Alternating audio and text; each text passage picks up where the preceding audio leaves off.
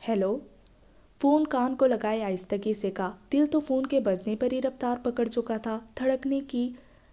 अब तो अलीदान की आवाज़ कानों में पड़ गई थी, गाल गुलाबी हो गए थे। टेरेस पर आओ। अलीदान ने हेलो के फौरन बाद का हुक्म सादिर हुआ तो कदम बिना सोचे समझे टेरेस की तरफ चलने लगे। फोन कान को लगाए टेरेस पर पहुंची तो वो सामने खड़ा था। एक हाथ से फोन कान को लगाए, दूसरे हाथ को टाइट ट्राउजर की जेब में डाले, लबों पर जानदार मुस्कुराहट सजाए उसको प्यार से देखते हुए। बाल कुछ पेशानी पर बिखरे थे, आंखें शरारत और मोहब्बत का इम्तिजाज लिए हुए थीं। कैसी हो? मुलायम से लहजे में सवाल किया। नजरें सामने अजफरीन पर जमी थीं। स्याह रंग के जोड़े में दमकता सा चंदन रूप लिए शर्माई सी लुचाई सी। अलीदान के ऐसे देखने की ताब ना लाते हुए नजरें पैरों पर जमाई। वैसी जैसी 2 घंटे पहले छोड़कर गए थे आप। अजफरीन ने मुस्कुराते हुए आहिस्तगी से जवाब दिया और फिर पलके उठाए सामने देखा। वो टेरेस के जंगले को थामे मुस्कुरा रहा था। नहीं, हर चंद मिनट बाद पूछा करूंगा कैसी हो। 2 घंटे तो बहुत लंबा वक्त है, अलीदान ने शरीर से लहजे में कहा। लबों को आपस में जोड़े चांद की तरफ इशारा किया कि उसको देखो। अजफरीन ने फौरन गर्दन घुमाई और चांद को देखा। अच्छा जी, अब मैं जाऊं, अंदर सर्दी लग रही है, अजफरीन ने बाजू को सहलाते हुए कहा। डर तो ये था यूं इशारे करते हुए कोई देख ना ले, अभी तो धमाके होने थे। निगाह तो कर बैठे थे पर आने वाले वक्त की सोच दिल दहला रही थी। नहीं, ऐसे ही खड़ी रहो, अलीदान ने मसनूई रौब से कहा। अजफरीन के मुंह खोलकर हैरान होने पर अलीदान ने कहका लगाया। फौरन अंदर जाओ, सर्दी नहीं लगनी चाहिए। अलीदान ने हाथ से इशारा किया। वो मुस्कुराते हुए फोन कान को लगाए कमरे में आई। वीडियो कॉल पर आओ, अगला हुक्म सादिर हुआ। अजफरीन ने फौरन घूमकर खुद को सिंगार मेज के आईने में देखा। अभी टेरेस पर भी देख ही चुका हूँ, प्यारी ही लग रही हो। अलीदान के शरीर से के जुमले पर वो हैरान सी हुई। उसे कैसे मालूम हुआ कि वो खुद को आईने में देख रही है? हैरत से मुंह वाह हुआ था पर लबों पर शरीर से मुस्कान दर आई, गुदगुदा सा गया। चलो कॉल बंद कर रहा हूँ, वीडियो कॉल करता हूँ। इतना कहते ही कॉल बंद हो चुकी थी। अजफरीन ने अभी कान से फोन नीचे ही किया। वीडियो कॉल की रिंग टोन अलीदान के नाम से जगमगाने लगी। दिल अजीब तरह से धड़का। प्यार से उसके नाम को देखा जो 3 दिन पहले उसके नाम से जुड़ चुका था। एक हाथ से बाल दुरुस्त करते चेहरे की खुशी को थोड़ा सा छुपाते हुए कॉल उठाई। अलीदान ने कॉल अटेंड होते ही बेताब सी नज़र पर उस पर डाली। वो लबों पर उमड़ आने वाली दिल फरेब मुस्कुराहट को बार बार छुपा रही थी। कितना दिलकश था ये अंदाज उसका, यूं पलके लरसाती शर्माई सी दिल के धड़कने की रफ्तार को बढ़ा गई थी। ये रंगो रूप, ये मासूमियत, ये हुस्न, ये मुबहम सी मुस्कान सब उसके लिए थे। वीडियो कॉल पर इसलिए नहीं बुलाया कि तुम पलकें ही ऊपर ना उठाओ, ऐसा लग रहा है जैसे कोई तस्वीर देख रहा हूँ। अलीदान ने कान खुजाते हुए मुस्कुराहट दबाई। हालत तो खुद की भी गैर होने लगी थी। हक का रिश्ता भी अजीब होता है, बेताबियों को कम करने के बजाय बढ़ा देता है। यही हाल था उसका। जब तक उसकी नहीं थी और बात थी, अब उसकी थी हर तरह से, तो बेचैनी और बेताबियां बढ़ गई थीं। अलीदान अभी भी टेरेस पर ही खड़ा था, इसलिए उसकी तरफ की वीडियो अंधेरे में डूबी सी थी। अजफरीन ने धीरे से पलकों की झालर को उठाए, हाथ में पकड़े मोबाइल स्क्रीन की तरफ देखा। अलीदान अब कमरे की तरफ जा रहा था। अपना कमरा देखोगी? अलीदान ने हंसते हुए उसकी झिझक खत्म करने के लिए पूछा। अजफरीन ने खुशगवार अंदाज में सर को जंबिश दी। अलीदान मोबाइल का कैमरा दूसरी तरफ घुमा चुका था। काफी बड़ा कमरा था। वो टेरेस के दरवाजे में खड़ा था, इसलिए पूरे कमरा का मंजर मोबाइल स्क्रीन पर बखूबी नजर आ रहा था। कमरा रोशन था। हल्के नीले रंग की दीवारें थी जिनमें एक तरफ की दीवार लंबाई के रुख सफ़ेद धारियों वाली थी। सफ़ेद नफीस सादा सा हल्के भूरे रंग का फर्नीचर और धारी वाली दीवार पर लगी अजीब तर्ज की क्लासिक पेंटिंग्स उसके आला ज़ौक़ का पता दे रही थीं। वो अब आहिस्ता आहिस्ता चलता हुआ कमरा दिखा रहा था। बेड पर भी सफ़ेद और नीले मिलाप की चादर कमरे की दीवारों के हम रंग होकर खूबसूरती में इजाफा कर रही थी। टेरेस में खुलते दरवाजे के बिल्कुल साथ दाईं तरफ बड़ी सी खिड़की के आगे मखमली सफ़ेद पर्दे थे जिन पर नीले रंग की धारियां थीं। एक तरफ किताबों का रैक था जिनमें बहुत सी किताबें तरतीब से रखी हुई थीं और एक तरफ जदीद तर्ज का स्टडी मेज जिस पर लैपटॉप और स्टडी लैंप मौजूद था। बेड के इतराब में लगे छोटे मेज़ों पर नफीस लैंप मौजूद थे। कमरे के एक तरफ ड्रेसिंग रूम था जहां छत से लेकर ज़मीन तक लकड़ी की अलमारी दीवार में नस्ब थी। कैमरा अब नीचे किया तो कमरे की सफ़ेद शिफाफ टाइल्स पर जनाब उस वक्त नंगे पांव खड़े थे। اسپرین کے لبوں پر مسکراہٹ ابھر گئی۔ کیسا ہے؟ وہ کھوئی کھوئی سے کمرے کو دیکھ رہی تھی جب اچانک کیمرہ علی دان نے اپنی طرف موڑا۔ سمٹ کر اس کی طرف دیکھا۔ اس کی آنکھوں کی چمک اور لبوں پر مزین دلکش سی مسکراہٹ اس کے کمرے سے اس کا اچانک سے بن جانے والا تعلق باور کروا رہی تھی۔ بہت پیارا ہے، مدھر سی مدھم سی آواز ابھری۔ وہ گلابی تپے گالوں اور اس کے یوں گہری نگاہوں سے دیکھنے کی وجہ سے بمشکل بو پا رہی تھی، ایسے جیسے وہ اس وقت اس کمرے میں اس کے سامنے موجود ہو۔ اس کے ایسے انداز پر علی دان نے خفیف سا کہکا لگایا۔ کچھ نہیں پسند ہوگا تو اپنی پسند سے تبدیل کروا لینا، تمہارا ہی کمرہ ہے، علی دان نے شرارت سے دیکھتے ہوئے کہا تو وہ جھینپ گئی۔ وہ اب بڑے آرام سے بیڈ پر لیٹ کر موبائل کو اوپر کیے بات کر رہا تھا۔ سر تکیے پر دھرا تھا جس کی وجہ سے پیشانی پر آئے بال اب پیچھے کو گر گئے تھے۔ تم کیا ساری رات ایسی کھڑی رہو گی؟ جا کر بیڈ پر لیٹ کر بات کرو۔ علی دان نے بات پر گڑبڑا کر ارد گرد دیکھا۔ دل اس کی ساری رات والی بات پر اٹک گیا۔ ساری رات کیسے بات کر سکتی تھی یوں؟ دل کی دنیا تو ویسے ہی اتل پتل ہوئی پڑی تھی، اب کیا ساری رات ان نظروں سے دیکھ کر جان لینے کا ارادہ تھا محترم کا؟ کیا ساری رات بات کرنی ہے آپ کو؟ کھوٹی سی آواز میں تھوک نکل کر کا انداز تھوڑا حیرت لیے ہوئے تھا۔ دوسری طرف علی دان اب مخصوص انداز میں آئی برو چڑھائے۔ ہاں تو کیوں، نیند آ رہی ہے کیا؟ ملائم سے لہجے میں اس کی حالت سے محظوظ ہوتے ہوئے پوچھا۔ دلچسپی سے اس کے یوں شرمانے گھبرانے کو دیکھ کر لطف اندوز ہو رہا تھا۔ جی آ رہی ہے۔ اسپرین نے نظریں چراتے ہوئے جھوٹ بول کر جان چھڑانی چاہی۔ ایسے دیکھنے سے ایک پل کے لیے بھی آنکھیں اٹھ نہیں پا رہی تھیں۔ تو ایک کام کرو، خود لیٹ جاؤ اور سامنے موبائل کو اس طرح سے سیٹ کرو کہ تمہارا چہرہ دیکھ سکوں، پھر بھلے سو جانا۔ علی دان نے مصنوعی سنجیدگی سجا کر کہا۔ اسپرین نے حیرت سے دیکھا۔ وہ سوچ رہی تھی ابھی کہیں گے ٹھیک ہے سو جاؤ کل بات کریں گے، پر یہاں تو اور پھنس کر رہ گئی تھی۔ وہ بھرپور طریقے سے تنگ کرنے کے موڈ میں تھا۔ علی دان یہ کیا بات ہوئی؟ خفگی سے کہا، پر وہاں کوئی اثر نہیں تھا۔ چہرہ ویسے ہی سنجیدہ تھا اور مخمور آنکھیں منتظر تھیں۔ انداز ایسا تھا جیسے اس کی حالت پر کوئی ترس نہیں جناب کو۔ یہی بات ہوئی نا، کرو ایسا شاباش، میں پھر سے کال کرتا ہوں تب تک۔ علی دان نے حکم دیا اور پھر کال بند کر دی۔ اسپرین نے حیرت سے ارد گرد دیکھا۔ یہ عجیب دھونس ہوئی اب، پر حکم تھا کہ ٹالا نہیں گیا۔ پھر بیڈ پر ایک تکیے کے ساتھ موبائل کو چہرے کے سامنے ٹکا کر وہ کروٹ لیے لیٹ چکی تھی۔ ابھی تکیے پر سر رکھا ہی تھا جب پھر سے کال آنے لگی۔ ہاتھ بڑھا کر کال کا بٹن دبایا تو وہ بھی اسی انداز میں موبائل سیٹ کیے کروٹ پر لیٹا تھا، ایک ہاتھ چہرے کے نیچے رکھے۔ محبت بھری دلکش سی مسکراہٹ دونوں طرف بکھر گئی۔ اسپرین کبھی پلکیں اٹھا کر دیکھتی اور پھر مسکراتے ہوئے جھکا دیتی۔ ابھی بات کیوں نہیں کرے؟ تکیے پر رکھے ہاتھ سے دھیرے سے تکیے کے کونے کو پکڑا اور نظریں اٹھائی۔ وہاں وہ محبت بھری نظروں سے دیکھنے میں مصروف تھا۔ ایک پل کو ایسا لگا جیسے وہ یہیں ساتھ لیٹا ہو۔ اندر سب کچھ سمٹ سا گیا۔ بابا آسٹریلیا جانے نہیں دے رہے، میں بھرپور کوشش کر رہا ہوں، علی دان نے سنجیدہ سے لہجے میں کہتے ہوئے خاموشی کو توڑا۔ وہ اسپرین سے ساتھ کا نمبر اور گھر کا پتہ لے چکا تھا، پر بات فون پر کرنے والی ہرگز نہیں تھی، اس لیے وہ کوشش کر رہا تھا کہ وہ آسٹریلیا جائے اور ساتھ کو اعتماد لے۔ پر اس وقت گھر میں بہت سرد موری چل رہی تھی۔ میں دلاور نے اسے بول چال بند کر رکھی تھی۔ مجھے بہت ڈر لگتا ہے، سب کیسے ٹھیک ہوگا؟ اسپرین کے گلابی گال ایک پل میں ہی زرد پڑے تھے۔ علی دان کی محبت کچھ پل کے لیے سب کچھ پسے پوچھ ڈال تو دیتی تھی، پر اچانک یاد آ جانے پر سب کچھ خوف کے سائے پھیلانے لگتا تھا۔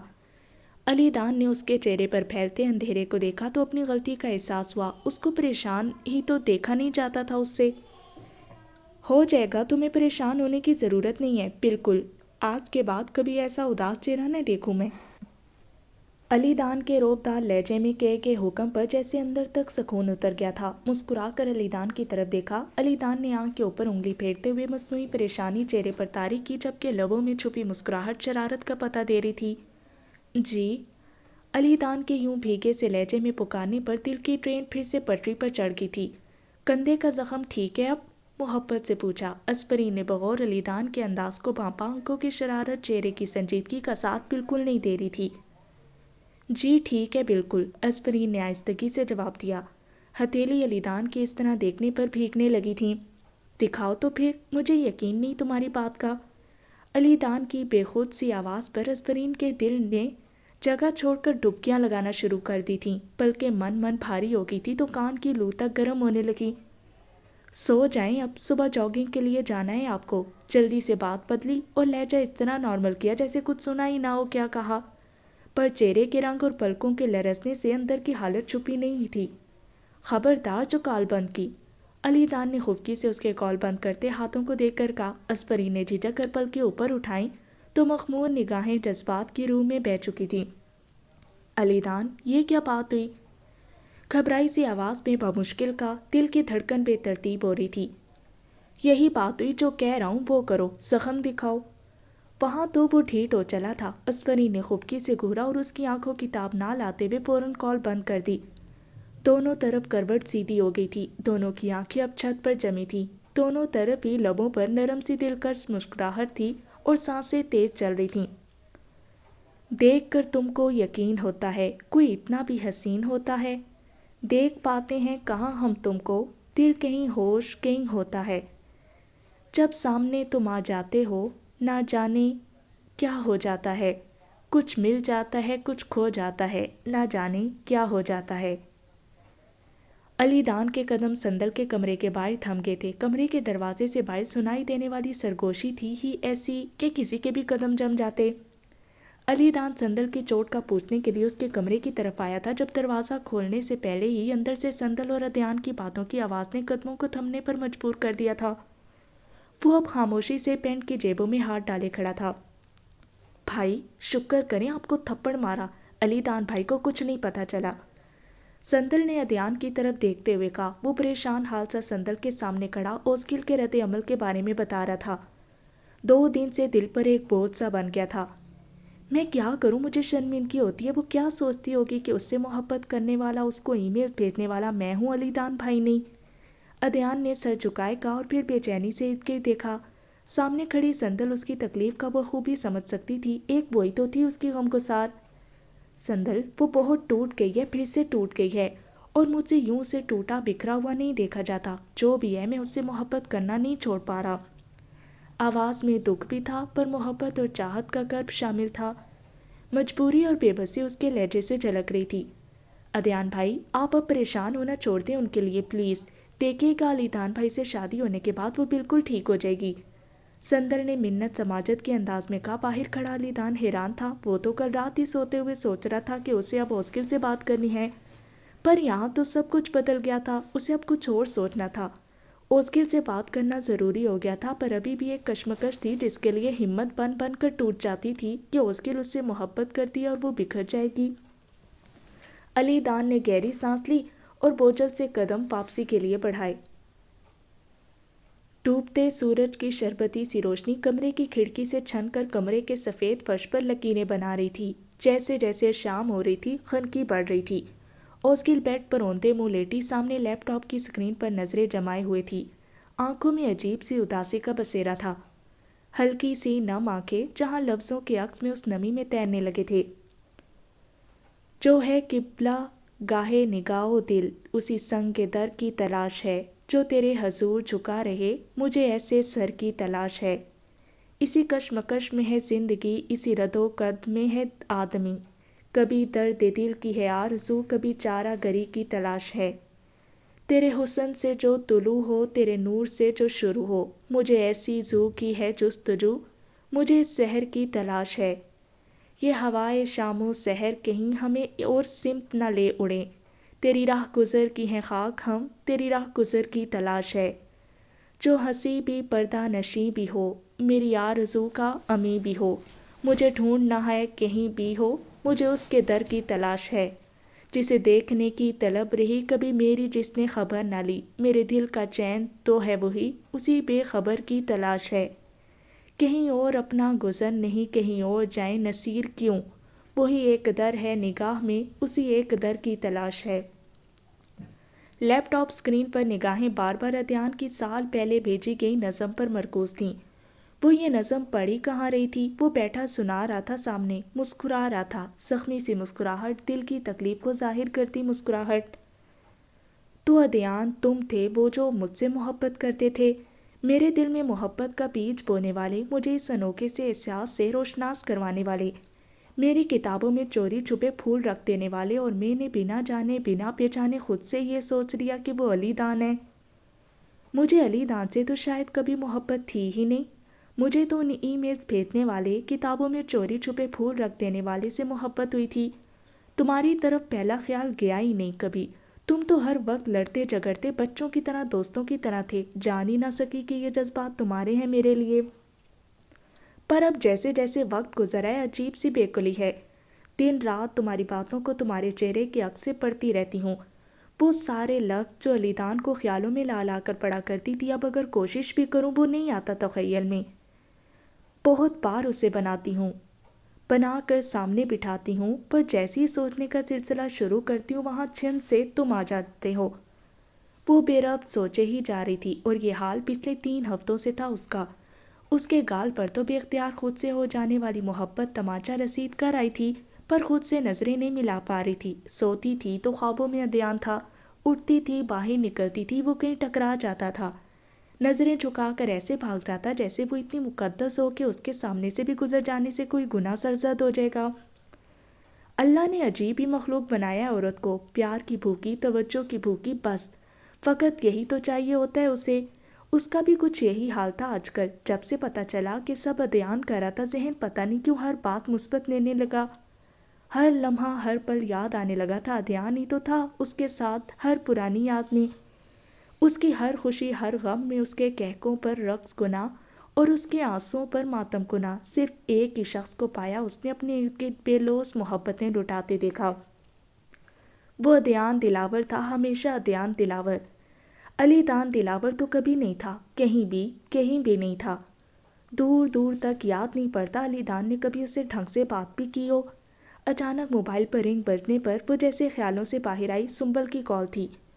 او میرے خدا، میں یہ کیا سوچے جا رہی تھی. عجیب سا احساس ہو. شادی علی دان سے ہونے والی تھی اور وہ یوں اب جا کر ادیان سے محبت کے بارے میں سوچنے لگی تھی. جلدی سے سر کو جھٹکا، پر دل تو وہیں جم کر کھڑا تھا، ٹس سے مس نہیں ہوا. پہلے مسکرایا اور پھر کہکے لگانے لگا، زور زور کے کہکے، بہت زور زور کے، اور وہ سر جھکائے کھڑی تھی، بے بس، لاچار. رونا بند کرو آفرین. علی دان یہ فکرہ اب تیسری بار دہرا رہا تھا. وہ آفس میں بیٹھا تھا اور کرسی سے پشت ٹکائے دھیرے دھیرے جھول رہا تھا. لبوں پر اس کی اس پریشانی پر بھی مسکراہٹ تھی. جب سے نکاح ہوا تھا وہ بہت سی باتوں پر حق جتانے لگی تھی.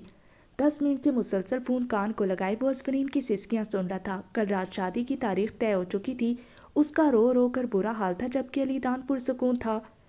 شادی کو اب 2 ماہ ہی تو رہ گئے تھے. شادی کی تیاریاں شروع ہو چکی تھیں. وہ رات بھر بھی یوں ہی روتی رہی تھی. گو کہ نجب کی طرف سے ابھی کوئی جواب نہیں آیا تھا کہ وہ پہنچ پائے گا کہ نہیں، پر مائدہ بیگم پر یقین تھی کہ وہ آ جائے گا، اس لیے 3 جوڑوں کی شادی کے دن رکھ دیے گئے تھے. علی دان کچھ بھی ٹھیک نہیں ہو رہا. پھر سے ہچکی بن گئی. بیڈ کی چادر پر ہاتھ پھیرتے ہوئے آنسوؤں کو ہاتھ کی پشت سے رگڑا. وہ کیوں اتنا پرسکون تھا؟ نکاح کے وہ 1 ماہ کا وقت پر لگا کر اڑ گیا تھا. علی دان کی محبت کی سرشاری میں وقت گزرنے کا پتہ ہی نہیں چلا. پر آج جب شادی کی تاریخ طے ہوئی تھی تو وہ پھر سے خوف کے حصار میں آ چکی تھی. 7 بھائی بھی چھٹی کے لیے اپلائی کر چکے تھے. آفرین کو تو سوچ کر سانس خشک ہو رہا تھا. میں تمہیں بتا تو چکا ہوں کہ کچھ بھی نہیں ہوگا، میں سب سیٹ کر دوں گا. علی دان کی پرسکون سی آواز فون سے ابھری، جس پر وہ چڑ گئی. روحانی صورت بنائے لبوں کو کچلا. تاریخ رکھ دی ہے شادی کی اور آپ کہہ رہے ہیں کچھ نہیں ہوا. مجھے تو لگتا ہے آپ گل سے بھی شادی کر لیں گے. آفرین نے روتے ہوئے مگر غصے کی حالت میں کہا. پر دوسری طرف تو اس بات پر وہ کہکا لگا گیا تھا. اس کا یوں حسد کرنا اندر تک سکون اتار گیا تھا. تو تم خود بھی تو یہی کہتی تھی پہلے کہ میں شادی کر لوں اسکل سے، اب کیا مسئلہ ہے؟ علی دان نے شریر لہجے کو چھپاتے ہوئے بظاہر سنجیدہ لہجے میں کہا. علی دان کی بات پر تو جیسے اس کے آنسوؤں کو بریک لگ گئی. وہ تو اب بھی ہنس رہا تھا. آفرین نے فون کو بند کیے زور سے بیڈ پر پٹک دیا. فون اچھلتا ہوا ایک طرف جا گرا. اب اس پر بار بار بیل بج رہی تھی، پر وہ فون نہ اٹھانے کا تہیہ کر چکی تھی. کمرے کی کھڑکی کے پردے پیچھے کرتے اوسگل کے ہاتھ رکے تھے. نظریں بے اختیار تھم گئی تھی. دل کے دھڑکنے کا انداز بدلا تھا. ادیان لان میں جارج کے ساتھ بیڈمنٹن کھیل رہا تھا. بال بکھرے ہوئے تھے، ہلکی سی شیو بڑھا رکھی تھی. وہ آج کتنے دن بعد اسے دیکھ رہی تھی. اس کا ہر انداز دل کو بھانے لگا تھا. وہ جارج کی کسی بات پر ہنس پڑا تھا. کتنے مضبوط ہوتے ہیں یہ لڑکے، جتنا بھی ٹوٹ جائیں بکھر جائیں اپنے اندر کے حالات دوسروں پر ظاہر نہیں ہونے دیتے، اور ایک ہم لڑکیاں ہیں جو بکھر جائیں تو انگ انگ چیخ چیخ کر داستان سنانے لگتا ہے۔ آنکھیں یکٹک اسے دیکھ رہی تھیں اور دماغ سوچوں میں الجھا ہوا تھا۔ کل شادی کی تاریخ رکھ دی گئی تھی، پر اس کے اندر سورج طلوع ہو چکا تھا۔ ایسی سرمئی اداسی میں ڈوبی شام ہوئی تھی جس کی کوئی سحر نہیں تھی۔ سنبل تو اسے بار بار کہہ چکی تھی کہ وہ علیدان سے بات کرے، اسے کہہ دے کہ وہ اس سے محبت نہیں کرتی، وہ عدیان سے محبت کرنے لگی ہے، اور عدیان اس سے محبت کرتا ہے۔ اسے جیسا ہم سفر چاہیے وہ عدیان ہے، وہ نہیں۔ پر ہمت نہیں ہوتی تھی۔ سارا دن وہ کمرے میں بند رہتی تھی، الجھی رہتی تھی۔ دل تھا کہ جو کہتا تھا جائے اور عدیان کو جھنجھوڑ کر کہہ دے وہ اس سے محبت کرنے لگی ہے۔ نہیں، بلکہ وہ تو کرتی ہی اس سے تھی، محبت پر کیسے کہ، اور باقی سب کیا سوچیں گے۔ اف خدایا، کیا ہو گیا مجھے؟ اپنی سوچوں پر سر پکڑے وہ جلدی سے پردے کو چھوڑ کر ایک طرف آ کر بیڈ پر ٹہنے کے انداز میں بیٹھ گئی۔ سوچوں پر اختیار کیوں نہیں رہا تھا۔ جارج کو سلانے کے بعد وہ گردن کے پیچھے ہاتھ رکھے اسے دباتے ہوئے اپنے کمرے کی طرف بڑھی تھی۔ علیدان سے ناراضگی میں اپنے ہی اعصاب شل کیے ہوئے تھے۔ وہ آج صبح سے اوزگل والی بات کے بعد سے علیدان کا فون نہیں اٹھا رہی تھی۔ ابھی اپنے کمرے کے پاس ہی پہنچی تھی کہ پیچھے سے کسی کے قدموں کی آواز پر پتک کر مڑی۔ علیدان کو دیکھ کر بمشکل چیخ پر قابو پایا جو بے ساختہ نکلنے والی تھی۔ وہ پرسکون سے انداز میں کھڑا تھا۔ اصفرین نے سینے پر ہاتھ رکھ کے سانس کو بحال کیا اور بنوؤں کے درمیان پیشانی پر خفگی کے شکن نمایاں کیے۔ علیدان جائیں پلیز، آپ نے کہا تھا میں اب کبھی ایسے نہیں آؤں گا۔ خفگی کے ساتھ ساتھ گھبراہٹ بھی شامل تھی۔ نکاح کے بعد وہ یوں پہلی دفعہ علیدان سے خفا ہوئی تھی۔ بات ہی ایسی تھی، وہ کیوں بات کو لٹکائے ہوئے تھا، اس کی سمجھ سے باہر تھا۔ فون نہیں اٹھاؤ گی تو کیا کروں، بولو۔ علیدان نے اس کی خفگی اور گھبراہٹ کو یکسر نظر انداز کیا اور قدم کمرے کی طرف بڑھا دیے۔ اصفرین نے چور سی نظر عید کی ڈالی اور پیچھے ہی کمرے کا رخ کیا۔ فون کیوں نہیں اٹھا رہی؟ محبت سے اصفرین کی خفا سی صورت دیکھی وہ کمرے میں آ کر پیشانی پر بل ڈالے چہرے کا رخ موڑے کھڑی تھی۔ آپ کو یاد نہیں کیا کہا آج صبح آپ نے؟ اصفرین نے خفگی سے جواب دیا، نظریں کھڑکی پر لگے پردوں کے بلوں پر ٹکائے ہوئے تھی۔ تو ایسا بھی کیا کہہ دیا تھا؟ دیکھو نا، ایک شادی تم سے کروں گا اپنی مرضی سے، ایک شادی گھر والوں کی مرضی سے کرنی پڑے گی۔ مصنوعی سنجیدگی کی انتہا کو چھوتے ہوئے ایسے کہا کہ اصفرین کے چہرے کی ہوائیاں اڑ گئیں۔ وہ جو صبح والی بات کو فقط ایک مذاق سمجھے نخرے دکھا رہی تھی، وہ مذاق نہیں نکلی تھی۔ دل ایک دم ڈوب ہی گیا تھا، کانوں کو اس کی بات پر یقین نہیں آ رہا تھا۔ آنکھوں سے بل بل آنسو ٹپک پڑے۔ وہ جو اس کے فون نہ اٹھانے پر اسے تنگ کرنے کا پروگرام بنا کر آیا تھا، اصفرین کے یوں رونے پر بوکھلا کر آگے بڑھا۔ مذاق کر رہا ہوں پاگل؟ اس کے رونے کا انداز ہی ایسا تھا کہ بے ساختہ وہ اسے باہوں کے حصار میں لے چکا تھا۔ تھوڑی محبت سے اس کے جھکے سر پر ٹکا دی، پر وہاں تو جیسے کوئی اثر ہی نہیں تھا۔ وہ ہنوز اس کے سینے میں چہرہ چھپائے روئے جا رہی تھی۔ بھلا کوئی ایسا بھی جان لیوا مذاق کرتا ہے کیا؟ پتہ نہیں کیسا احساس تھا، پر اس شخص کو وہ کسی سے بانٹنے کا تصور بھی نہیں کر سکتی تھی۔ اب اس کی شرٹ کو آنسوؤں سے بھگوتی وہ پورے حق سے اس کے سینے سے لگی کھڑی تھی۔ صرف تم، نہ تم سے پہلے کوئی تھی اور نہ تمہاری بات کوئی ہوگی۔ جنت میں میری زوجین کے لگائے گئے تخت پر ملکہ بن کر صرف تم ہی بیٹھو گی۔ علیدان اب تھوڑا سا چہرہ چکائے اس کے کان میں سرگوشی کر رہا تھا۔ اصفرین کا رونا اب ہلکی ہلکی سسکیوں میں بدل چکا تھا۔ گرم سی سرگوشی دل کی دھڑکنوں کو بے ترتیب کر رہی تھی تو اس کی محبت کی چاشنی میں ڈوبی آواز اور قربت روح کو سکون بخش رہی تھی۔ وہ اب مکمل پرسکون ہو گئی تھی، پر چہرہ ہنوز چھپائے ہوئے تھی۔ علیدان کے چہرے پر پھر سے شریر سے مسکراہٹ امڈ آئی۔ ہاں، یہاں تو دل پر پتھر رکھ کر صرف ایک تمہیں برداشت کروں گا، پر وہاں پھر 70 حوریں تمہیں برداشت کرنی ہوں گی۔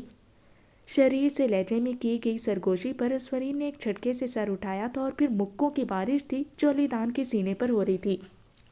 ارے بس یار، عجیب بیوی ہو، حوریں بھی برداشت نہیں۔ علیدان نے بمشکل اس کی کلائیاں تھام کر اسے روکا۔ آنکھیں بھیگی ہوئی تھیں اور چہرہ خفا سا تھا، پر لب اب مسکرا رہے تھے، ایسے جیسے بارش کے بعد ہلکی ہلکی باد نسیم ہو۔ عدیان اوزگل سے محبت کرتا ہے، آہستگی سے کہے فکرے پر اصفرین نے حیرت سے آنکھیں پھیلائی۔ علیدان نے دھیرے سے لب بھینچے، سر کو اسپات میں ہلا کر اس کی حیرت کا جواب دیا۔ پر اس سے کیا ہوگا؟ گل تو شاید، اصفرین نے بھیگی سی آواز پر کہا اور دل اوزگل کے لیے پھر سے اداس ہوا۔ اس کی اس بات پر علیدان بھی سوچ میں پڑ گیا۔ دھیرے سے اس کی کلائیوں پر گرفت ختم کی۔ اچھا میں جاتا ہوں، فون اٹھاؤ اب۔ ہلکے سے مسکرا کر اس کے گال تھپتھپائے اور قدم پیچھے لیے۔ اسپرین کی بات پر ساری شوخی ہوا ہو چکی تھی۔ بوجھل سے قدم اٹھاتا وہ کمرے سے باہر نکل گیا تھا اور وہ اس پریشان حال ویسے ہی کھڑی تھی۔ چلی جاؤ نا پری، تم بھی دیکھ لینا کچھ اپنے لیے۔ مائدہ بیگم نے اسپرین کی طرف دیکھتے ہوئے مسکرا کر کہا۔ سندل نے تائیدی انداز میں زور زور سے سر ہلایا۔ سامنے بیٹھی سندل بازید تھی کہ اسپرین اس کے اور اوسکر کے ساتھ برائڈل ڈریس پسند کرنے کے لیے چلے، جبکہ وہ تو عجیب کشمکش میں مبتلا ہو چکی تھی۔ آنٹی وہ میں… اسپرین کو سمجھ نہیں آ رہا تھا وہ کیا بہانہ بنائے۔ اسپرین کے یوں جھجکنے پر سندل نے بچوں کی طرح خفا ہو کر اسپرین کی طرف دیکھا اور پھر رخ حسیب کی طرف موڑا۔ حسیب دیکھے نا، میں اپنی بھابھی صاحبہ کو لے آئی ہوں، آپ ہی اپنی بھابھی صاحبہ کو راضی کریں بس۔ سندل نے لاڈ سے حسیب سے کہتے ہوئے اوسکل کی طرف دیکھا۔ اوسکل نے اداس سے آنکھیں اٹھائیں اور زبردستی کی مسکراہٹ چہرے پر سجائی۔ وہ بھی کہاں آنا چاہ رہی تھی، سندل سے صاف کہہ دیا کہ تمہیں جو بھی پسند آئے وہ میرے لیے کر دینا آرڈر۔ کچھ بھی اچھا نہیں لگ رہا تھا جو بھی ہو رہا تھا۔ کیوں نہیں؟ جارج، چلو بھئی اپنی موم کو تیار کرو، بلکہ تم بھی چلو ساتھ۔ حسیب نے گود میں بیٹھے جارج کا کندھا تھپا کر اسے اسپرین کی طرف بھیجا۔ اسپرین جارج کے یوں بھاگ کر آ کر ساتھ لگنے اور معصومیت سے دیکھنے پر گڑبڑا سی گئی۔ ٹھیک ہے میں آتی ہوں، بیٹھیں آپ لوگ۔ حجل سے انداز میں کانوں کے پیچھے بالوں کو اڑستی وہ وہاں سے تیز تیز قدم اٹھاتی اوپر کمرے میں آئی اور لبوں کو بے چینی سے کچلتے ہوئے علی دان کو فون ملایا۔ علی دان کے فون اٹھاتے ہی عجلت میں کہا، ہیلو علی دان۔ آواز میں پریشانی جھلک رہی تھی جو علی دان سے چھپی نہیں رہ سکی۔ وہ اس وقت کار میں بیٹھا تھا۔ اسپرین کی پریشان حال آواز پر بنوئیں سکڑ گئیں۔ ہاتھوں کی گرفت بھی اسٹیئرنگ پر ڈھیلی پڑ گئی۔ او ہو، کیا ہوا، اتنی پریشان کیوں ہو؟ تجسس سے پوچھا۔ دوسری طرف تو وہ جیسے تیار ہی بیٹھی تھی، ابھی رات والی پریشانی ختم نہیں ہوئی تھی کہ صبح ایک اور آفت آ گئی تھی۔ علی دان، سندل اور گل آئی بیٹھی ہیں، وہ لہنگا آرڈر کرنے جا رہی ہیں حسیب کے ساتھ، مجھے بھی بھیج رہی ہیں آنٹی کہ اپنا بھی پسند کر لو۔ حواس باختہ سا انداز تھا، سانس بھی چڑھا ہوا تھا۔ علی دان نے اس کی بات پر سکھ کا سانس دیا۔ وہ تو ڈر گیا تھا، پتہ نہیں کیا ہو گیا ایسا کہ وہ گھبرائی ہوئی ہے۔ ہاں تو کرو نا، جاؤ جاؤ ان کے ساتھ، رخصتی تو تمہاری بھی ہے نا، علی دان نے نرمی سے نارمل لہجے میں کہا، جبکہ اس کی بات پر اسپرین نے خفا سی صورت بنائی۔ علی دان، مذاق کے موڈ میں نہیں ہوں، بہت گھبراہٹ ہو رہی ہے، پریشانی سے کہا اور انگلیوں کی پوروں کو جوڑے نگاہیں ہاتھوں پر مرکوز کیے دل برداشتہ لہجہ اپنایا۔ کوئی ضرورت نہیں ہے گھبرانے کی، بلکہ میں بھی آ رہا ہوں وہاں، تمہارے برائڈل ڈریس کی پیمنٹ میں کروں گا، تم جو بھی پسند کرو گی، علی دان نے دو ٹوک لہجے میں کہا۔ پیشانی پر پرسوچ لکیریں تھیں۔ اسپرین نے پریشانی اور حیرت کے ملے جلے اثرات کے زیر اثر منہ کھولا۔ پر وہ کیسے؟ حیرانگی سے سوال کیا، جبکہ دوسری طرف تو مکمل سکون تھا۔ وہ سوچنا تمہارا کام نہیں، چلو جاؤ ان کے ساتھ، علی دان نے پچکارتے ہوئے کہا تو اسپرین گہری سانس خارج کرتی ہوئی سر کو اس بات میں ہلانے لگی۔ اسپرین فون کان کو لگائے کمرے کے دروازے کو آہستگی سے بند کرتی پلٹی تھی اور پھر بیڈ کے ساتھ ٹیک لگائے بیٹھی۔ جارج کو سلانے کے بعد واپس آئی تو موبائل بج رہا تھا اور اب دوسری طرف سے علی دان کی پوچھی گئی بات پر دھیرے سے مسکرائی۔ ہاں بہت پسند آیا تھا وہ، پر علی دان وہ بہت مہنگا تھا، الجھے سے لہجے میں جواب دیا۔ پریشانی سے بنوئیں سکڑ گئی تھی۔ علی دان ان کے پیچھے ہی سندل سے پوچھ کر ڈیزائنر کے پاس پہنچ گیا تھا۔ وہاں اسپرین کی نظر بار بار ڈیپ سرخ اور گرے ملاپ کے بیش قیمت لہنگے پر اٹھ رہی تھی۔ اس کی پسندیدگی کی یہ نظر علی دان بخوبی بھانپ چکا تھا۔ بظاہر تو وہ پوری شاپنگ کے دوران اسپرین سے بے نیازی برتتا رہا، پر وہ اس کی نظروں کے تعاقب میں آئی ہر چیز کو ذہن میں نقش کر رہا تھا اور اب اسپرین کو یہی بتا رہا تھا کہ ان کے جانے کے بعد پھر سے ڈیزائنر کے پاس گیا تھا اور اسپرین کے لہنگے کا آرڈر اس ڈیپ ریڈ اور گرے رنگ کے لہنگے میں تبدیل کروا دیا ہے، ایڈوانس قیمت بھی ادا کر دی تھی۔ تمہیں پسند تھا بس ٹھیک ہے، بل وغیرہ میں نے لے لیے ہیں حسیب سے، تو بعد میں پوری پیمنٹ میں کر دوں گا، علی دان نے نارمل سے لہجے میں جواب دیا۔ تکیے پر سر رکھ کے آہستگی سے اپنے بالوں میں ہاتھ پھیرے وہ حسیب سے سارے بل لے چکا تھا کہ ایک ساتھ ہی کے لہنگے تیار ہونے کے بعد وہ اسپرین سے پیسے لے کر پورے بل کی ادائیگی کر دے گا۔ اسپرین نے لب بھینچ کر سر ہلایا، ایسے جیسے وہ اس کو دیکھ رہا ہو۔ کتنا پیارا سا احساس تھا، برسوں خواہشوں کو مار مار کر جینا پڑا تھا اور اب کوئی ایسا تھا جو اس کی نظروں کے زاویے سے ہی اس کی پسندیدگی اور خواہش کو جانچ لیتا تھا۔ وہ مسکرا رہی تھی۔ सोचते सोचते अचानक ज़हन ओस्किल की तरफ गया तो लबों पर बिखरी मुस्कान फौरन रूठ कर पेशानी पर परेशानी की शिकन नमूदार कर गई। आप ओस के साथ किस दिन बात करेंगे? पेशानी पर उलझी सी लकीरें डालते हुए धीमी सी आवाज में पूछा। आज ओस्किल का यूं गुमसुम सा बैठे रहना अजीब सा लग रहा था। वो और उसका उदास चेहरा दिल में टीस उठा रहा था। यकीनन वो अलीदान की तवज्जो की तलबगार होगी, जिसके ना मिलने पर यूं उदास थी, और अदयान वाला सारा किस्सा भी अलीदान उसे बता चुका था। जो भी था, उसके दिल टूटने का दुख दिल को परेशान किए हुए था। वो और अलीदान हर रोज रात को यही बातें करते सो जाते थे। अलीदान को था कि वो कुछ ऐसा करे कि बस ओस्गिल का दिल ना टूटे और ओस्गिल बात समझ जाए कि वो बहुत मजबूर है। उसने बहुत कोशिश की थी शुरू से कि बात इतनी आगे ना बढ़े, पर कल कल करते ये दिन आ गया था। मैं चाहता तो ये था कि पहले 7 बजे से बात हो जाती। पता नहीं गुल का रिएक्शन क्या होगा इस सब को लेकर, और घर में एक तूफान आएगा। फिर संदल और हसीब का भी सोचता हूँ। पहले हसीब को एतमाद में लूँ, अभी कोई सिरा हाथ नहीं लग रहा। अलीदान ने परेशानी से लहजे में जवाब दिया। वो खुद उलझा हुआ था, बालों को हाथों से जकड़ा, गहरी आंखें छत पर मरकूज थीं जो हल तलाश कर रही थीं। तो असफरीन ने उलझे से अंदाज में बात आगे बढ़ाई। वो अलीदान से ज्यादा उलझी हुई और बेहाल थी। अलीदान की जबरदस्ती पर दिल जान से निकाह पर मान तो गई थी, पर आगे अब कुछ भी सुझाई नहीं दे रहा था। अलीदान को भी समझ नहीं आ रहा था। असफरीन बेदर्दी से नीचे लब को कुचल रही थी। तो ये कि अब करूँगा, मौके की तलाश में हूँ। जैसे ही मिला बस उन्हीं 2-3 दिन में ओस्किल से तो बात कर ही लूँगा और अदयान से शादी करवा दूंगा उसकी। अलीदान ने पुरसोच अंदाज में जवाब दिया। असफरीन ने बेचारगी से सर को घुमाया। अचानक कमरे में पड़ी बेल टोन की आवाज़ गूंजने लगी। हैरत से बेड के एक तरफ छोटे मेज पर पड़ी बेल को देखा, जो मायदा बेगम के कमरे में पड़ी बेल से मुलाइका थी। वो असफरीन को बुलाने के लिए यही बजाती थी। अलीदान, लगता है आंटी बुला रही है मुझे, मैं नीचे जाती हूँ। असफरीन ने बेल की आवाज़ पर परेशान से लहजे में बताया। पहले कभी यूँ हुआ नहीं था कि आंटी रात को यूँ से अपने कमरे में बुलाएं। असफरीन ने उजलत में फ़ोन बंद किया। बेड पर पड़े दुपट्टे को उछाल कर कंधे पर लेती तेजी से कमरे से बाहर निकलकर नीचे मायदा बेगम के कमरे में आई। दरवाज़ा खोला तो सामने बेड पर मायदा बेगम परेशान सी सूरत बनाए आंखों में आंसू लिए बैठी थी। असफरीन उनको इस हालत में देखकर उलझी सी आगे बढ़ी। आंटी, क्या हुआ? इस तरह क्यों रो रही हैं? परेशान से हैरत में डूबे लहजे में कहती वो उनके पास बेड पर बैठ गई। दिल अनजान सी परेशानी पर धड़कने लगा था। वो क्यों इस तरह बैठी थी? गोद में फ़ोन धरा था जिन पर उनका हल्का सा झरीदार हाथ कपकपा रहा था। एमिली केस जीत गई है जॉर्ज की कस्टडी के लिए। जॉर्ज को भेजना है अब ऑस्ट्रेलिया। अभी नजब का फ़ोन आया है। मायदा बेगम ने भीगे से लहजे और कांपती आवाज़ में बताकर उसकी हैरत को ख़त्म किया। वो सब के आखिरी दहाने पर थी शायद। बात ख़त्म होते ही गाल पर आंसू लुढ़क गए। क्या? असफरीन को भी हैरत के साथ साथ दुख का झटका था। जॉर्ज से मोहब्बत का ऐसा रिश्ता बन गया था कि इस बात से दिल अजीब से दुख और उदासी में घिर गया। हाँ, दूसरे शोहर से भी अलहदगी इख्तियार कर ली उस कलमोही ने, इसलिए जॉर्ज की कस्टडी उसे मिल गई है। नजब से ज़्यादा इनकम है उसकी और नेशनैलिटी भी है पास। उसके हक में फैसला दे दिया है अदालत ने। मायदा बेगम ने आंसुओं से भारी होती आवाज़ में बामुश्किल अपनी बात मुकम्मल की, जबकि असफरीन दम साधे उनको सुन रही थी। जॉर्ज से मायदा बेगम बेपनाह मोहब्बत करती थी।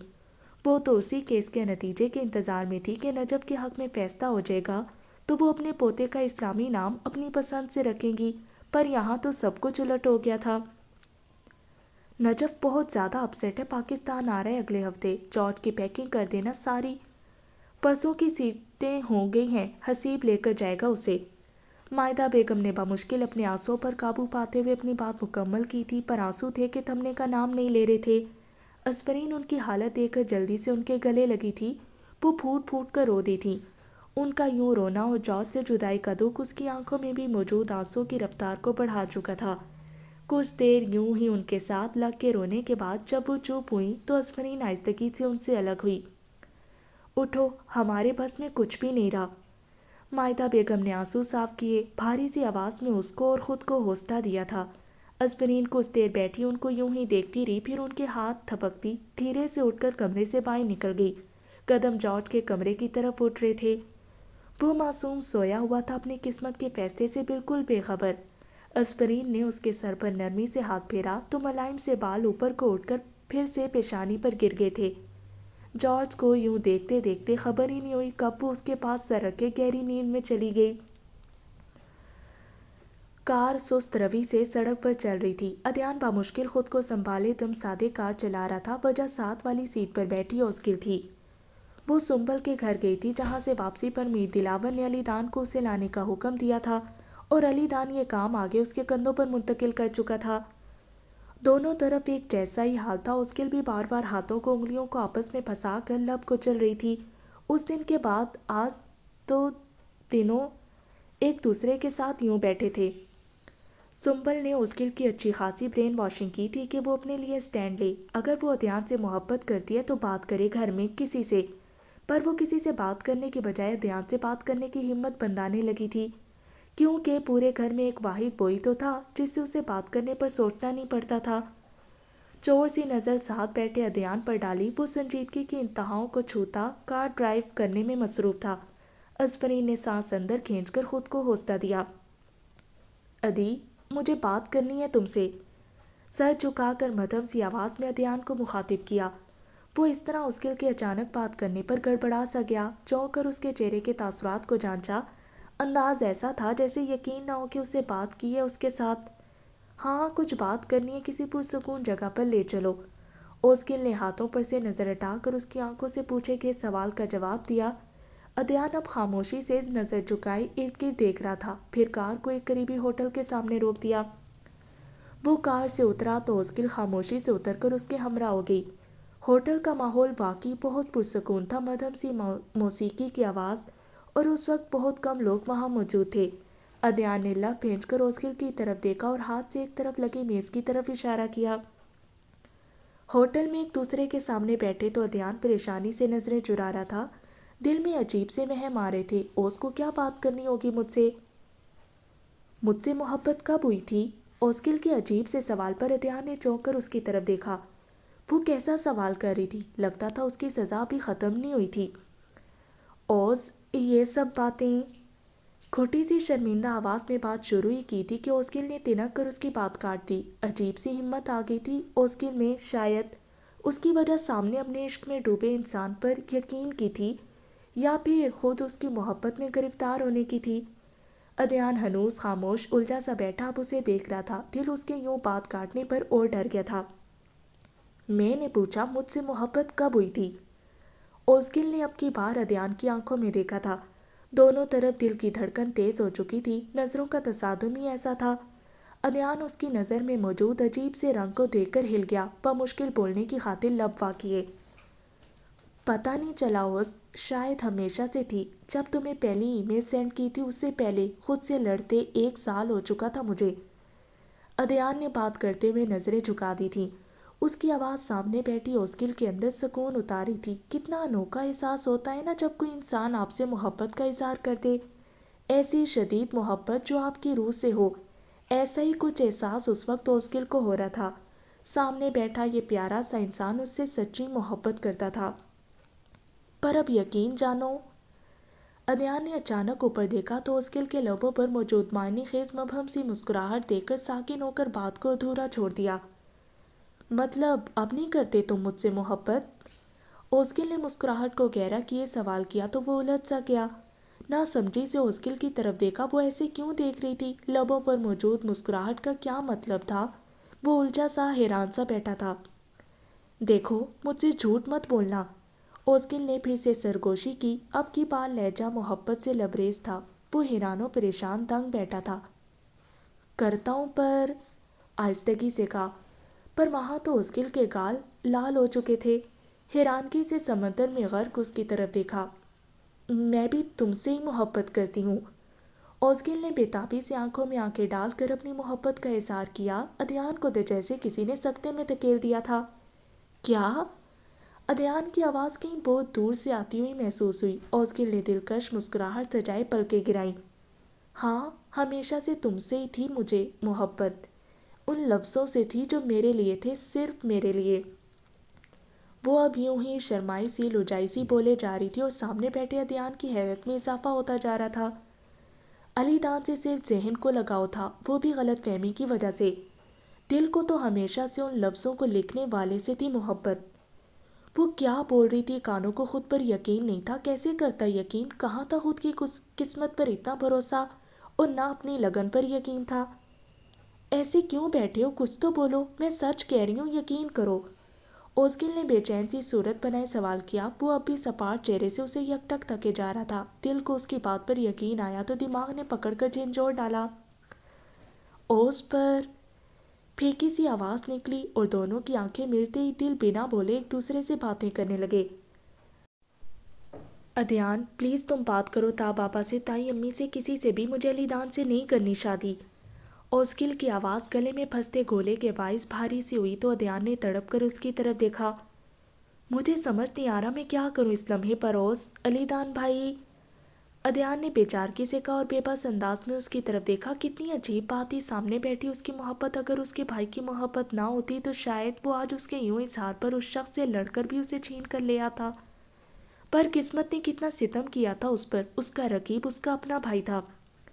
میں کچھ نہیں جانتی، اوزگل نے روحان سے لہجے میں کہا اور پرشکوہ نگاہ ایسی ڈالی کہ ادھیان سوچ میں پڑ گیا۔ ایک طرف محبت تھی تو دوسری طرف بڑا بھائی۔ اچھا پریشان نہ ہو، میں کچھ سوچتا ہوں، سندل سے بات کرتا ہوں، ادھیان نے اس کے رونے پر بے چینی سے کہا۔ وہ اب باقاعدہ بچوں کی طرح رونے لگی تھی۔ اظہار کے بعد سب کچھ کتنا ہلکا پھلکا لگنے لگا تھا، ایسا لگا جیسے سارا بوجھ ادھیان نے اپنے کندھوں پر لے لیا ہو۔ رونا بند کرو، یہ نہیں دیکھ سکتا میں ان آنکھوں میں، آہستگی سے غمگین لہجے میں کہا تو اس کی دھیرے سے محبت بھری مسکان لبوں پر سجا گئی۔ جارج الجھا سا اسپرین کے پاس کھڑا اس کو بغور دیکھ رہا تھا۔ اسپرین بار بار آنسو پونچھتے ہوئے اس کے بیگ میں کپڑے رکھ رہی تھی۔ جارج سے جدائی تو طے تھی پر پھر بھی دل اس کے یوں چلے جانے پر پھٹ رہا تھا۔ موم کیوں پیکنگ کر رہی ہیں؟ وہ اب یہ سوال تیسری دفعہ پوچھ رہا تھا۔ اسپرین نے بیگ کی زپ بند کی اور غور سے اس کے چہرے کو دیکھا جہاں معصومیت کے ساتھ اس پیکنگ کی وجہ جان لینے کی بے چینی تھی۔ اسپرین نے بیگ کو ایک طرف کرتے ہوئے جگہ بنائی اور بیڈ پر بیٹھ کر اس کے دونوں بازوؤں کو تھام کر اپنے قریب کیا۔ وہ اسی طرح اسپرین پر نظریں گاڑے سوالیہ انداز میں دیکھ رہا تھا۔ اسپرین کے چہرے پر موجود دکھ اور اداسی کے اس کے ننھے سے ذہن کو الجھائے ہوئے تھی۔ مما یاد آتی ہیں آپ کو؟ اسپرین نے پیار سے اس کے گال پر ہاتھ رکھ کر اپنا چہرہ قریب کرتے ہوئے مدھم سی آواز میں پوچھا۔ جارج کے چہرے پر ایک دم سے ایک رنگ لہرا گیا تھا۔ کتنی عجیب بات تھی، جس ماں کے نقش کو اس کے ذہن سے مٹانے کی سال بھر کوشش کی تھی، آج اسی ماں کو وہ یاد کرنے کا کہہ رہی تھی۔ پہلے بہت آتی تھی، اب کبھی کبھی آتی ہیں، جارج نے معصومیت سے جواب دیا۔ اس کی آنکھوں میں موجود الجھن بڑھ چکی تھی۔ ماں باپ کے الگ ہونے کے بعد ٹوٹے ہوئے بچے عام بچوں سے زیادہ حساس ہوتے ہیں۔ جارج بھی بالکل ایسا تھا۔ وہ اسپرین کے چہرے پر موجود اداسی کی وجہ جاننا چاہتا تھا۔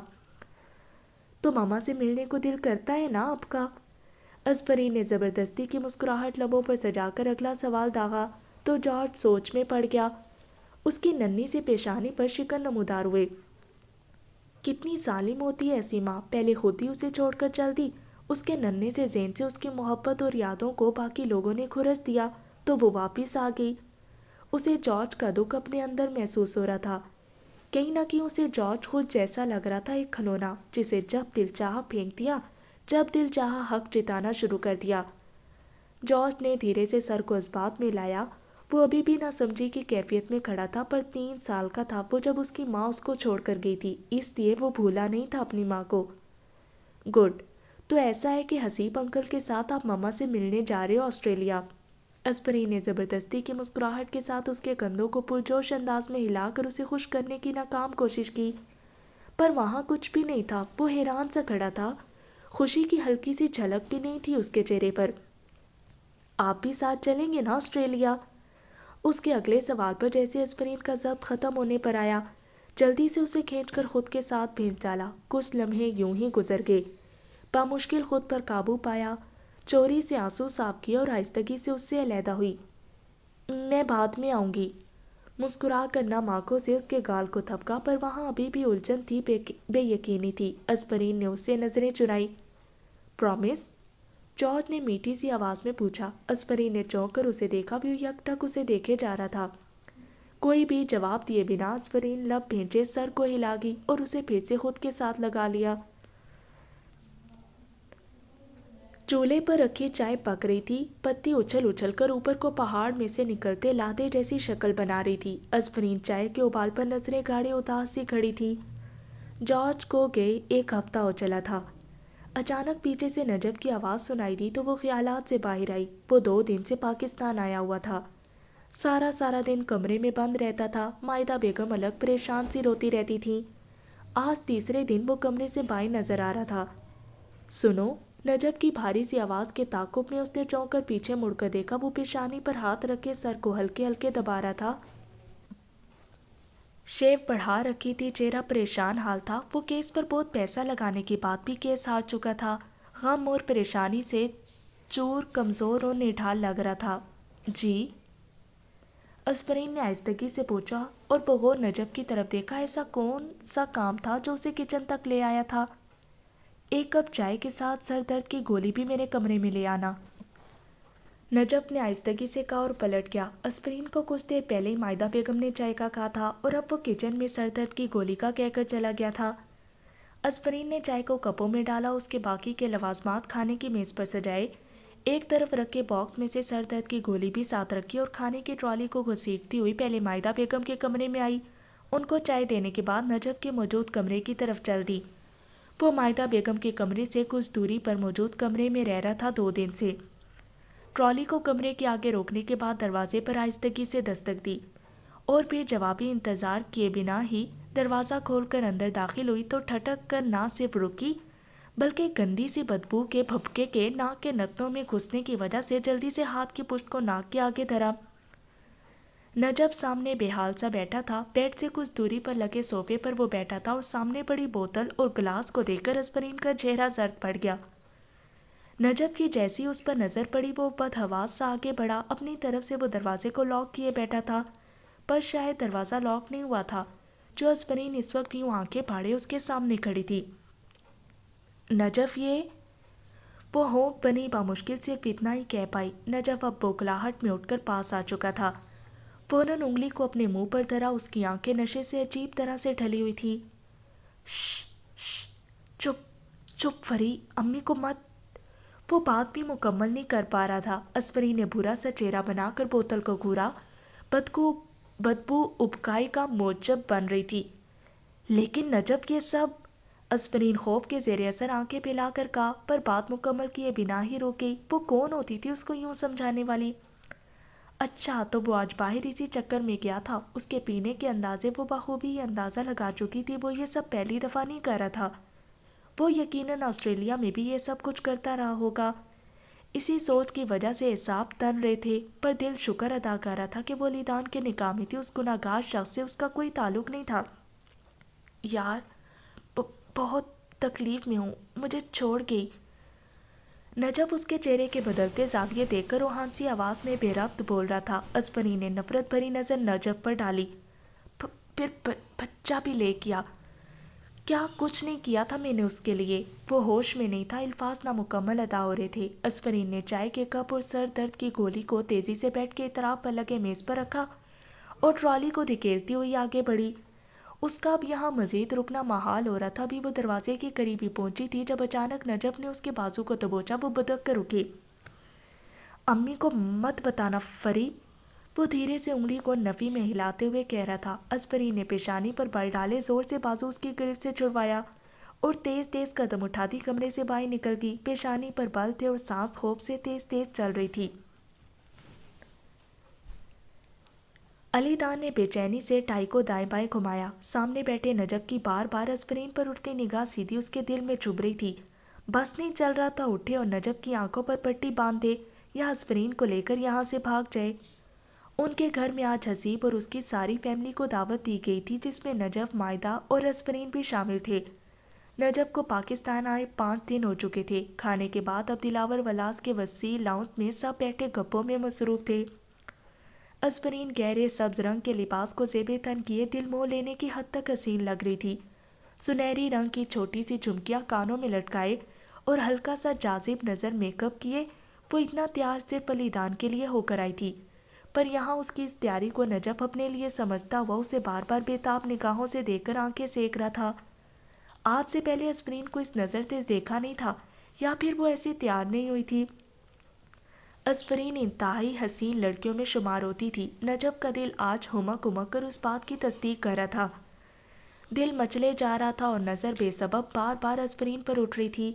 وہ شرمائی سی نظریں جھکائے بیٹھی نجف کو ہواؤں میں اڑا رہی تھی کہ وہ اس کی ہونے والی بیوی ہے۔ گود میں دھرے موبائل پر بجتی پیغام کی بیپ پر اسفرین نے الٹا موبائل سیدھا کیا۔ علی دان کا نام جگمگا رہا تھا۔ ارد گرد چور سی نظر ڈالتے ہوئے پیغام کو کھولا۔ اس کے دائیں طرف اوسکل بیٹھی تھی، اس سے چھپاتے ہوئے موبائل کو نیچے کیے پیغام کو کھولا۔ اٹھو اور جاؤ یہاں سے فوراً۔ علی دان کے پیغام پر حیرت سے نظر اٹھا کر چور سی نظر علی دان پر ڈالی، جو سرخ چہرہ لیے ضبط کی آخری سیڑھی پر بیٹھا تھا۔ لب بھیجے ہوئے تھے اور پیشانی پر شکن بھی موجود تھے۔ علی دان ایسے سب میں سے اٹھ کر کیسے جاؤں؟ کیا ہوا ہے؟ اسفرین نے پریشان سی صورت بنائے پیغام ٹائپ کیا اور پھر جلدی سے سینڈ کیا۔ الجھی سے نگاہ پھر علی دان پر ڈالی۔ گہرے گرے رنگ کے کوٹ پینٹ میں ملبوس وہ کچھ دیر پہلے ہی آفس سے واپس آیا تھا۔ میں کچھ نہیں جانتا، وہ بار بار تمہاری طرف دیکھ رہا ہے، خون کھول رہا ہے میرا۔ کچھ دیر کے انتظار کے بعد ہی علی دان کا جوابی پیغام سکرین پر تھا۔ اسفرین نے گھبرا کر نجف کی طرف دیکھا تو وہ واقعی گہری مسکراہٹ چہرے پر سجائے اسے دیکھ رہا تھا۔ اسفرین کا دل ڈوب گیا۔ نجف کی ایسی نظریں آج سے پہلے اس نے نہیں دیکھی تھی۔ آپ اگنور کریں نا، تھوک نکل کر جوابی پیغام بھیجا اور ارد گرد زبردستی کی مسکراہٹ کا تبادلہ کیا۔ بڑے سب کسی بات پر کہکا لگا رہے تھے۔ نہیں کر سکتا، میرا دماغ خراب ہو رہا ہے، جاؤ یہاں سے اوپر، جاؤ صندل کے کمرے میں۔ علی دان کے غصے میں بھیجے گئے جوابی پیغام پر وہ لرز ہی تو گئی تھی، فوراً وہاں سے اٹھی اور پھر اوسکل کو اشارے سے بلاتی ایک طرف چل دی۔ اسفرین کے جانے کے بعد علی دان نے کوٹ کو پرسکون انداز میں درست کیا اور گھور کر نجف کو دیکھا، جو اب جاتی ہوئی اسفرین کو دیکھ رہا تھا۔ دل چاہا آج اسفرین کو گھر نہ جانے دے۔ عجیب طرح کی وحشت سی ہونے لگی تھی۔ شادی بھی سب کی جلدی رکھ دیتے ہیں، تیاری تو مکمل ہی ہے، کیا خیال ہے آپ کا دلاور صاحب؟ حسیب کے والد خالد صاحب کی بات پر دھیان جاتے ہی جیسے علی دان نے چونک کر سب کی طرف دیکھا۔ شادی کی تاریخ 2 ماہ بعد کی پہلے بھی صرف نجف کی وجہ سے رکھی گئی تھی، اب اس کے یوں اچانک آ جانے پر حسیب کے والد شادی جلدی کرنے کا کہہ رہے تھے۔ مجھے کوئی اعتراض نہیں، ابھی کارڈ وغیرہ نہیں پبلش ہوئے تو خیر ہے، ڈیٹ آگے یا پیچھے ہو۔ میر دلاور نے شائستگی سے جواب دیا۔ سب بڑے افسر ہلا ہلا کر بات کی تائید کر رہے تھے۔ علی دان کا سانس اٹک گیا تھا۔ تو ٹھیک ہے، پھر اس ماہ کی ہی 26 تاریخ رکھ لیتے ہیں۔ عامر صاحب نے بات مکمل کرنے کے بعد سب کی طرف تائیدی نظر گھمائی اور پھر مسکراتے ہوئے نجف کی طرف دیکھا۔ کیوں بیٹا نجف، آپ کو کوئی اعتراض تو نہیں؟ عامر صاحب کے اچانک پوچھے گئے سوال پر نجف بڑے انداز سے مسکرا دیا۔ علی دان کے تن بدن میں آگ لگ گئی تھی۔ نہیں، کوئی اعتراض نہیں، جیسے آپ کی مرضی خالو، بڑے مؤدب لہجے میں کہتے ہوئے وہ اب سر جھکائے ہوئے تھا۔ علی دان کا وہاں بیٹھنا مشکل ہو رہا تھا۔ بے چین سا ہو کر ایکسکیوز می کہتا وہاں سے اٹھ کر باہر نکل گیا، جبکہ میر دلاور اب اس کی پشت کو تیکھی نگاہوں سے گھور رہے تھے۔ دروازے پر دستک ہونے پر اسفرین نے کمبل کو ایک ہاتھ سے اٹھاتے ہوئے خود پر سے اتارا۔ وہ بیڈ پر لیٹی علی دان کی کال کا انتظار کر رہی تھی۔ پر جناب کو تو پتہ نہیں آج کس بات کا غصہ تھا۔ دلاور ولا سے واپس آئے 3 گھنٹے ہو چلے تھے، اب رات کے 12 بج رہے تھے، پر وہ کال نہیں کر رہا تھا۔ اسے کیا پتا تھا کہ اس کی یہ تیاری علی دان کو خوش کرنے کے بجائے اسے غصہ دلا دے گی۔ پتہ نہیں کیوں دروازے کی دستک پر اچانک پہلا خیال علی دان کی طرف گیا۔ سانس خشک ہوئی، وہ کیوں آج آگے؟ اب نجف بھی ہے گھر میں تو کوئی بات نہ بن جائے، اسی خیال کے آتے ہی وہ تیزی سے آگے بڑھی اور جلدی سے بنا پوچھے دروازہ کھول دیا، پر سامنے بے حال سے کھڑے نجف کو دیکھ کر ٹھٹک گئی۔ وہ نشے میں دھت ادھ کھلی آنکھیں اور عجیب سی مسکراہٹ لیے کھڑا تھا۔ اسفرین کے پیروں کے نیچے سے زمین کھسک گئی۔ بمشکل خوف کو چھپا کر چہرے پر سختی سجائی آنکھیں سکیڑ کر نجف کو گھورا۔ دروازہ بند کر نہیں سکتی تھی، وہ اب دروازے پر ہاتھ رکھے ہوئے تھا۔ آپ کو کچھ چاہیے کیا؟ لہجہ کھردرا سا رکھے آنکھیں سکیڑے سپاٹ چہرے سے سوال پوچھا۔ نجف بے تکلفی سے مسکراتا ہوا کمرے میں آ چکا تھا۔ اسفرین نے گھبرا کر اس کی طرف دیکھا۔ نہیں، کچھ نہیں چاہیے، بس کچھ دیر ادھر تمہارے پاس بیٹھ جاؤں۔ نجف دروازے کے بالکل سامنے اس کے رستے میں حائل کھڑا مدہوش سی آواز میں کہہ رہا تھا۔ اسفرین نے نفرت سے اس کی طرف دیکھا اور پیشانی پر بل ڈالتے ہوئے آگے ہوئی۔ نجف، رات بہت ہو گئی ہے، آپ اپنے کمرے میں جائیں پلیز۔ دروازے کی طرف بازو لمبا کیے اشارہ کیا، چہرے پر ناگواری تھی۔ نجف اس کی بات پر عجیب طرح سے ہنسا اور پھر دروازے کو پاؤں مارتا ہوا آگے بڑھا۔ دروازہ دھماکے سے بند ہوا۔ اسپرین نے پھٹی سی نظروں سے پہلے دروازے کو پھر نجف کی طرف دیکھا۔ یار عجیب باتیں کر رہی ہو، 10-12 دن تو رہ گئے ہماری شادی کو۔ وہ مدہوش سا بمشکل فکرہ پورا کر رہا تھا، پر اب اس کی آنکھوں میں موجود عجیب سی بے باکی اسپرین کے رونگٹے کھڑے کر چکی تھی۔ تو ابھی آپ جائیں پلیز اپنے کمرے میں۔ اسپرین نے سخت لہجے میں آواز اونچی کی کہ شاید وہ ڈر جائے، پر وہ تو آگے بڑھ رہا تھا۔ اس کی آنکھوں میں کوئی خوف نہیں تھا، وہ تو شیر تھا کہ وہ اس وقت مکمل طور پر اس کے رحم و کرم پر ہے۔ نہیں، آج یہیں تمہارے پاس بیٹھوں گا ساری رات، تم بس یہ بتا دو، تم تو نہیں کرو گی نا ایملی کی طرح مجھ سے؟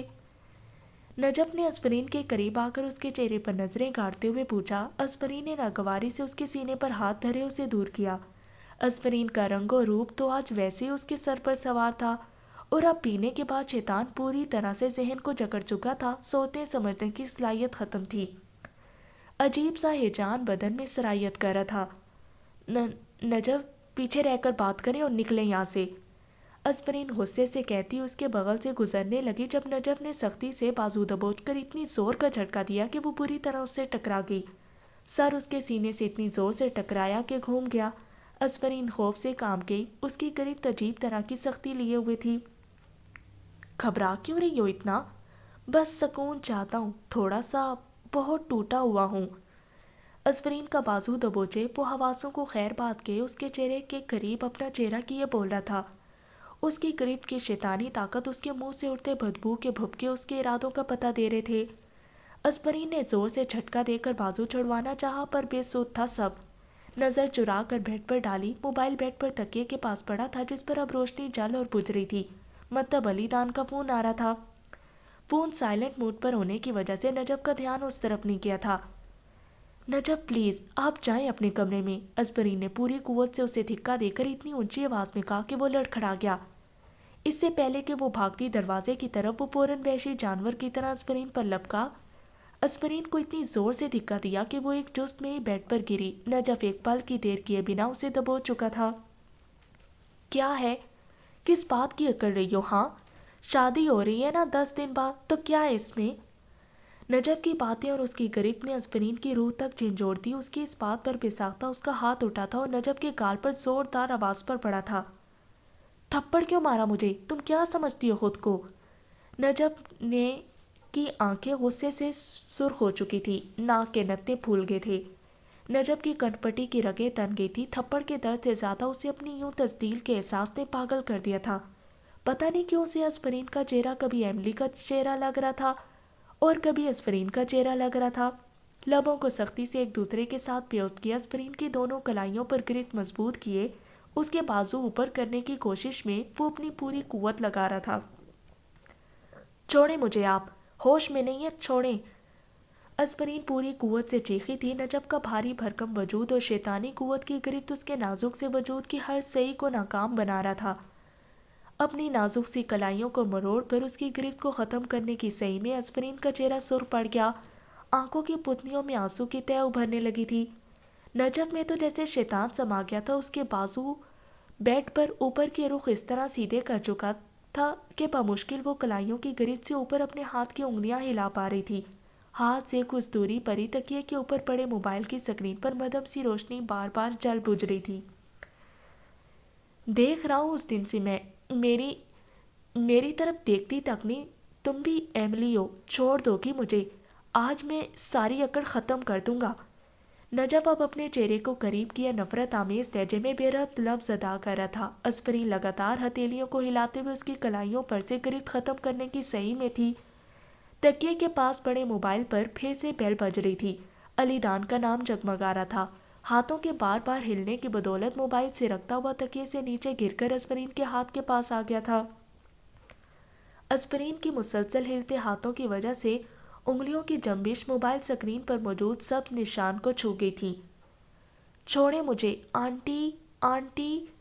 نجف کی بے باک گرفت کی وجہ سے اس کے حلق سے خوف نما چیختی آوازیں برآمد ہو رہی تھیں۔ سمجھ سے باہر تھا کیا کرے، پر اس وقت اسپرین کی تھوڑا سا بھی خوف اور ڈھیل اسے اور موقع دے سکتی تھی۔ پتا تھا یہاں مدد کے لیے کوئی نہیں آنے والا، آنٹی سو رہی ہوں گی، علی دان سمجھ روگا میں سو گئی ہوں اس لیے فون نہیں اٹھا پائی، اور وہ نجف کی وجہ سے آج یہاں آئے گا بھی نہیں۔ آنسو اب آنکھ کے کونوں سے نکل کر گالوں پر لکیر بنانے لگے تھے۔ کچھ نہیں ہوگا، آرام سے لیٹی رہو، میں کہہ رہا ہوں نا کچھ نہیں ہوگا، بس چپ اب۔ ازبرین کے اوپر کو اٹھنے کی کوشش کو سختی سے ناکام بناتا وہ خمار آلود لہجے میں بول رہا تھا۔ اس کے منہ سے اٹھتی بدبو اور گھن زدہ جنبش خوف کے اثر کو بڑھاوا دے رہی تھی۔ ازبرین کے منہ سے مسلسل چیخیں نکل رہی تھی لیکن کوئی سننے والا نہیں تھا۔ نہیں چیخو مت، دیکھو ہونے والا صحیح، پر شوہر ہوں تمہارا، نہیں خاموش رہو بس، ٹوٹی پھوٹی بے ربط آواز میں کہتا وہ جھکتا جا رہا تھا۔ اس کے چہرے کو پاس آتا دیکھ کر ازبرین کی آنکھیں پھٹنے کی حد تک کھل گئی تھیں۔ اگر اس لڑکی نے بیئر سے بچایا تھا آئرن مین کو تو وہ کون تھی؟ وہ ونڈر وومن ہوگی نا؟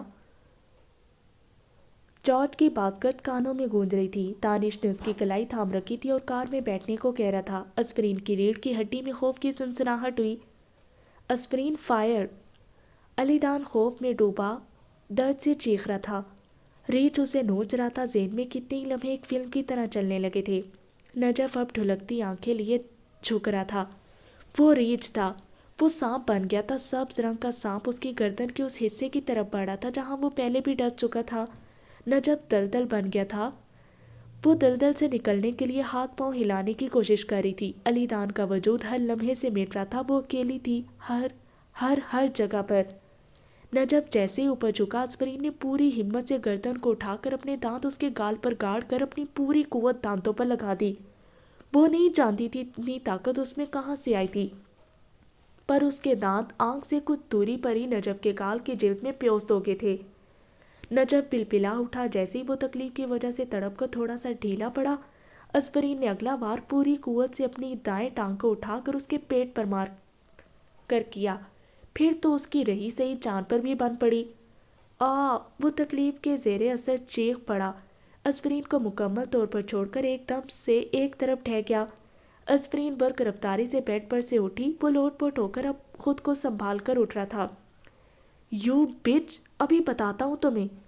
تکلیف کے اثر سے اس کی آواز بھی کانپ رہی تھی۔ ازبرین نے تیزی سے دوپٹہ کھینچ کر دروازے کی طرف دوڑ لگائی۔